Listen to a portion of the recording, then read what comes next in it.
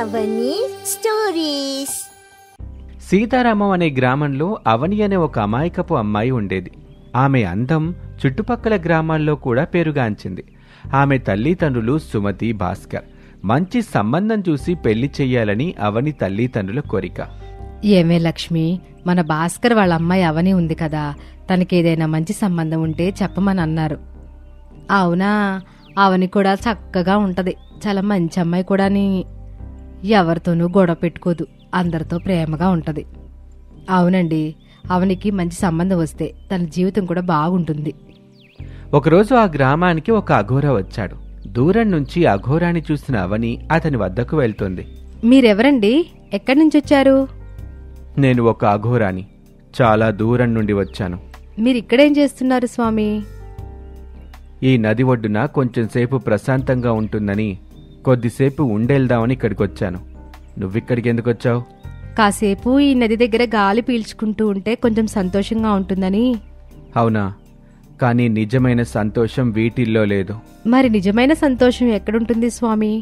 అది నీ లోపలే ఉంటుంది, నీ ఆత్మలో ఉంటుంది. ప్రపంచంలోని శబ్దాలన్నింటినీ దాటి నీ అంతరంగం వైపు చూడు, శాంతి నీకు లభిస్తుంది.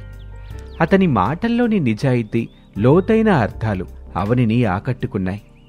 మనలో ఉన్న ఆత్మ గురించి, శాంతి గురించి మీరు మాట్లాడుతున్నారు. ఇలా మా ఊళ్ళో ఎవరూ చెప్పలేదు. నాకివేమీ అంతగా అర్థం కావడం లేదు. అయినా నీకు అర్థం చేసుకోవటానికి సమయం పడుతుంది, తొందరేమీ లేదు. జీవితం ఒక ప్రయాణం. ప్రతి మనిషి తనను తాను తెలుసుకోవటానికి ప్రయత్నించాలి. అతని మాటలు అవని హృదయాన్ని తాకే. ఆమెకు కొత్త విషయాలు తెలుస్తున్నాయని అనిపించింది. మీరెక్కడి నుంచి వచ్చారు? నేను ఎక్కడి నుంచో రాలేదు, ఎక్కడికో వెళ్ళటం లేదు. ఈ ప్రపంచం అంతా నా ఇల్లు. మీకు భయం వేయదా ఒంటరిగా ఉండడానికి? ఒంటరిగా ఎందుకుంటాను, నాతో నేనుంటాను. అలా రోజులు గడుస్తున్నాయి. అవని అప్పుడప్పుడు రహస్యంగా నది ఒడ్డుకు వెళ్లటం మొదలుపెట్టింది. అఘోరా కూడా అక్కడికి వస్తూ ఉండేవాడు. ఒకరోజు అవని, ఈరోజు కూడా వస్తారో లేదో అనుకున్నాను, మీకోసమే ఎదురు చూస్తున్నాను. నా కోసం ఎదురు చూస్తున్నావా? ఎందుకు ఈ ఎదురుచూపులు? మీతో మాట్లాడుతున్నప్పుడు మనసు చాలా ప్రశాంతంగా ఉంటుంది, అందుకే మీకోసం ఎదురు చూస్తూ ఉన్నాను. నిన్న మీరు చెప్పిన మాటలు నాకు చాలా బాగా అనిపించాయి. ఎవరూ నాకింత ఓపిగ్గా చెప్పలేదు. జ్ఞానం పంచుకోవటం కంటే గొప్ప విషయం మరొకటి లేదు. అవని అతని మాటలు శ్రద్ధగా వినేది. అతనిలో ఆమెకు ఒక గురువు కనిపించాడు, ఒక మంచి స్నేహితుడు కనిపించాడు. మీరెప్పుడు ఇలాగే ఉంటారా, ఈ బూడిద, ఈ జడలతో? ఇది నా వేషం మాత్రమే. అతను తన గురించి కాకుండా ఇతరుల గురించి, ప్రకృతి గురించి ఎక్కువగా మాట్లాడేవాడు. ఆమెకు ఎప్పుడైనా కష్టం అనిపిస్తే అతను ఓదార్చేవాడు, మంచి మాటలు చెప్పేవాడు. నాకు ఒక్కోసారి చాలా భయంగా ఉంటుంది. భయం అనేది చాలా సహజం, కానీ దానికి బానిస కాకూడదు. ధైర్యంగా నిలబడితే అన్నీ మాయమవుతాయి. రోజులు గడుస్తున్న కొద్దీ వారి మధ్య ఒక బలమైన అనుబంధం ఏర్పడింది. ఇద్దరూ ఒకరి కోసం ఒకరు ఎదురు చూసేవారు. ఒకరితో ఒకరు తమ మనసులోని మాటలు పంచుకునేవారు. అవనికి అఘోరా అంటే చాలా గౌరవం ఏర్పడింది. అది కాస్త ప్రేమగా మారింది. ఒకరోజు అవని, మీరంటే నాకు చాలా ఇష్టం. మీకు అభ్యంతరం లేకపోతే నన్ను పెళ్లి చేసుకుంటారా? నీ ప్రేమ నా జీవితానికి ఒక కొత్త అర్థాన్నిచ్చింది. నీ అమాయకత్వం, నీ మంచి మనస్సు నన్ను బలంగా ఆకర్షించాయి. నిజం చెప్పాలంటే నువ్వంటే నాకు కూడా ఇష్టమే. నాకు చాలా సంతోషంగా ఉంది. కొద్దిసేపు ఆలోచించి అవని తల్లిదండ్రులకి అఘోరా గురించి చెప్పటానికి భయపడింది. నేను మా అమ్మా నాన్నలకి మీ గురించి ఎలా చెప్పగలను? మీ వేషధారణ చూస్తే వాళ్ళు అస్సలు ఒప్పుకోరు. భయపడకు అవని, నిజం ఎప్పుడూ గెలుస్తుంది. మన ప్రేమని వాళ్ళు అర్థం చేసుకుంటారు. మీరు అనుకున్నంత సులువు కాదది. మీరు అఘోరా, మీతో ప్రేమ అని అంటే అస్సలు ఒప్పుకోరు. అయితే మన ప్రేమని చెప్పకుండా ఎప్పటికీ ఇలా రహస్యంగా కలుసుకుంటూ ఉండాలా? మన విషయం ఇంట్లో తెలిస్తే నన్ను ఇంట్లో నుంచి కూడా పంపించరు. కానీ అవని, ఇలా దాచిపెట్టడం కూడా కష్టమే కదా. నేను కొంచెం సమయం తీసుకోవాలనుకుంటున్నాను. వాళ్ళని ఎలా ఒప్పించాలో నాకు అర్థం అవ్వట్లేదు. సరే, నీ సమయం నువ్వు తీసుకో, కానీ ఎక్కువ ఆలస్యం చేయకు. కొన్ని రోజుల తర్వాత అఘోరా మళ్ళీ ఈ విషయం గురించి అవనితో మాట్లాడతాడు. అవని, నువ్వింకా ఆలోచిస్తూనే ఉన్నావా? ఎప్పుడు చెప్తావు నీ వాళ్ళకి మన గురించి? నాకు చాలా భయంగా ఉంది. ఒకవేళ వాళ్ళు నిన్నేమైనా అంటే నేను తట్టుకోలేను. వాళ్ళు ఏమీ అనరు. మన నిజాయితీగా చెప్తే వాళ్ళు అర్థం చేసుకుంటారు. నేను కూడా మీ వాళ్ళతో మాట్లాడడానికి సిద్ధంగానే ఉన్నాను. మీరు నిజంగానే వాళ్ళతో మాట్లాడతారా? నేను కూడా నిన్ను నిజంగానే ప్రేమిస్తున్నానని వాళ్ళకి అర్థమయ్యేలా చెప్తాను. అఘోరా మాటల్లోని నమ్మకం అవనికి కొంచెం ధైర్యాన్నిచ్చింది. కాని ఆమె భయం మాత్రం పూర్తిగా. ఒకరోజు అఘోరా అవని ఇంటికొచ్చి ఆమె తల్లిదండ్రుల్ని నేరుగా పెళ్లి విషయం అడిగాడు. నమస్కారమండి. ఇక్కడికెందుకొచ్చారండి? నేను ఒక అఘోరాని. నేను మీ అమ్మాయి అవనిని ప్రేమిస్తున్నాను.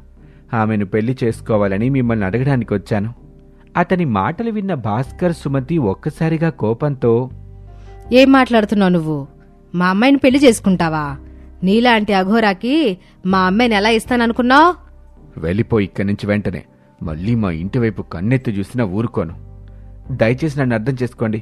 నేను మీ అమ్మాయిని నిజంగా ప్రేమిస్తున్నాను. నీ మంచి మనసు మాకొద్దు. నీలాంటి వాడికి మా అమ్మాయినిచ్చే ప్రసక్తే లేదు. ఇక్కడి నుంచి వెళ్ళిపోండి. అఘోరా వాళ్ళ ఆగ్రహాన్ని చూసి బాధపడ్డాడు. తరువాత భాస్కర్, సుమతి అవనిని పిలిచారు. ఏమిటిదవని? అతను నీకెలా తెలుసు? అమ్మా, నాన్న, అతను చాలా మంచివాడు. మంచివాడా?